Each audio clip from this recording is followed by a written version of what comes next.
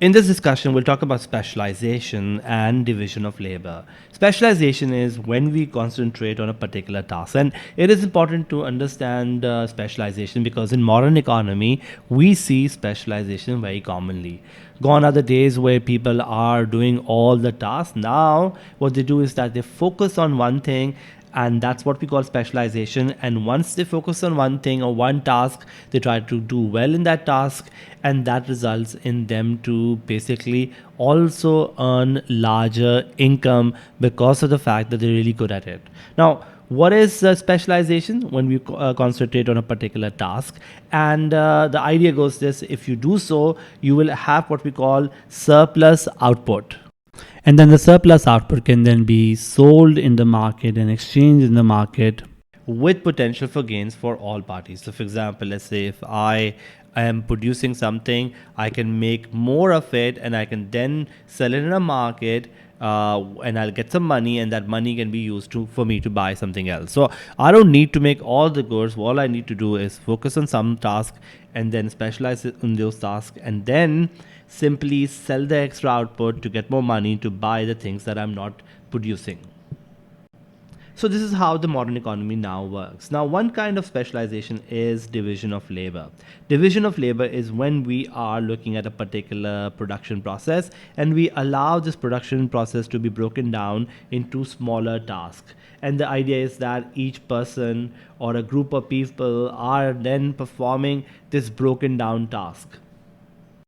So for example, if I'm making a table, somebody will be cutting the wood, somebody else will be cutting different pieces, somebody else will then be joining these pieces, and lastly somebody else will be finishing the table, either polishing it or buffing it, making it smooth or something like that. So this is a task which could be done by one person, but now is done by many people because we are doing what we call division of labor. Now, why do we get into division of labor? Well, because if everyone is doing a broken down task which is simple and completely easy to do, what we're doing is then making them really good at it, and as a result of that, we will soon see that the overall production output will go up as compared to this task being done by one person. So one person doing the everything versus many people doing smaller tasks, so that when we combine together, we get the whole product.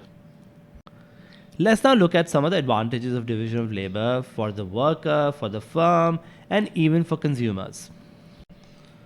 The advantage for the worker is definitely when you look at the output will go up, right? Because now the worker is basically trying to become better.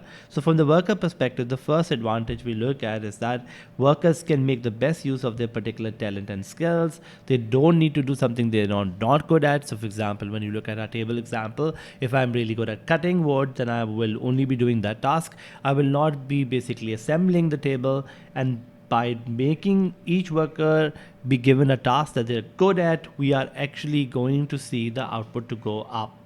Secondly, the workers, because they're repeating the task day in, day out, they can increase their skills and experience. So now we are specialists who are trying to make sure we do only one task, and by repeating, by learning, by doing, we are trying to become better at one task, so they can increase their skills and experience by repeating tasks day in, day out.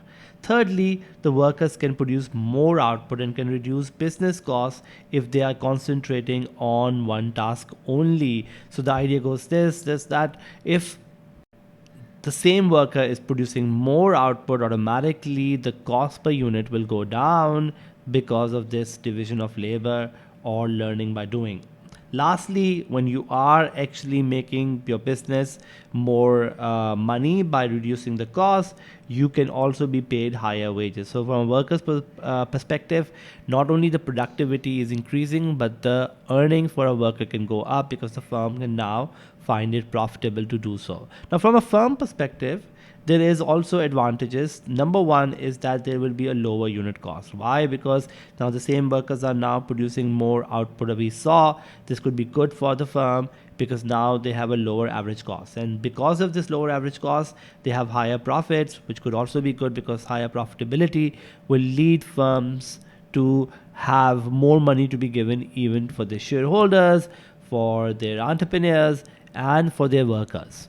Quick pause. If you're finding value in this explanation, there's so much more to discover.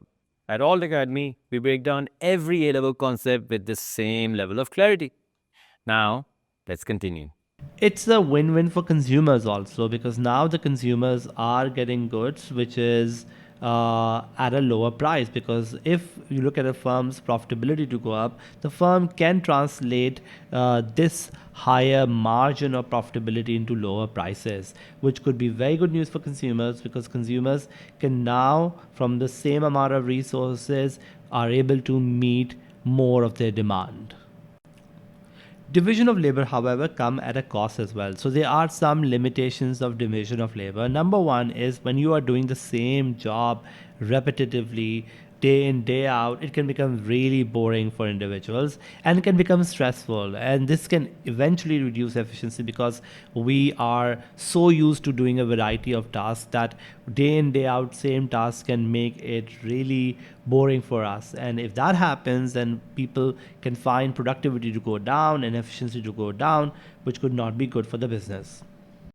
Also, the reliance on others will increase. Now, individuals are relying on others to produce goods and services. For example, for the table example, we saw that if somebody's cutting wood, he has to be there every day for me to basically get the wood from him so that I can assemble it if I'm the guy who assembles the wood. So the idea goes this: there is a lot of reliance on other. This reliance was not the possibility before, when people were doing the task from beginning to end. Now, we also saw division of labor to simplify tasks. Now, when the simplification happens, where tasks are broken down into really, really small sort of subtasks, the problem is this: that we've seen that recently computer controlled machinery and robots are able to replace people really easily. And now those machinery and robots have basically taken the task of these repetitive manual jobs, which has led many low skilled workers to become unemployed, because now they're no longer needed for those smaller subtasks which was previously done by them through division of labor. So unemployment has gone up for workers because those workers are no longer needed, where the tasks are really simplified and machinery can replace them. Number four is the idea that workers also begin to take less pride when they are doing tasks which are repetitive. There is no sense of achievement when you are previously making the whole table. You were making it from the part where you cut the tree to the part where you are beautifully assembling it. Now you are just making a particular thing in the table.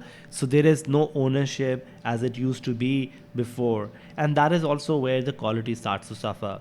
So, for example, let's say if I'm in an automobile sector and I'm making a car, but I'm only part of the pedals of the car, or I don't know, or the steering of the car. So I might now know the whole picture. And that could be kind of demotivating for me in that perspective.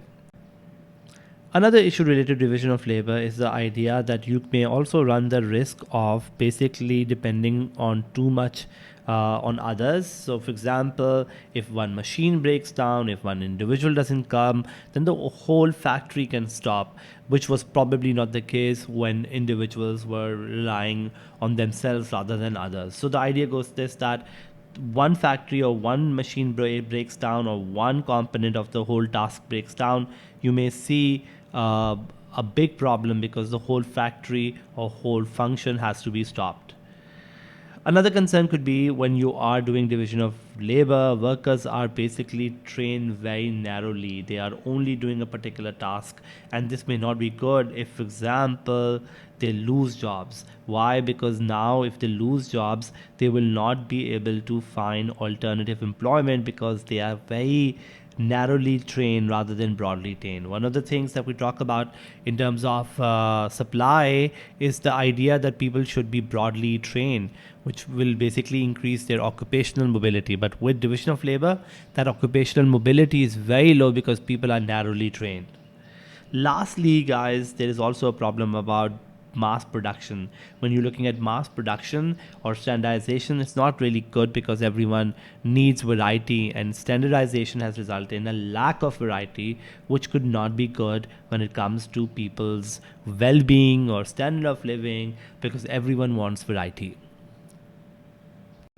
So, to summarize, while division of labor is good for the workers, for the firms, and for the consumers in terms of lower prices, higher output, more productivity, it also has its issues of lacking variety, workers not really motivated to do the same thing day in day out, and also the fact that there could also be issues of unemployment if machines replace individuals. If you found that helpful, imagine what you could achieve with the full economics course. Over 60,000 students have used All Academy to transform their A levels journey. Don't wait and take the first step today.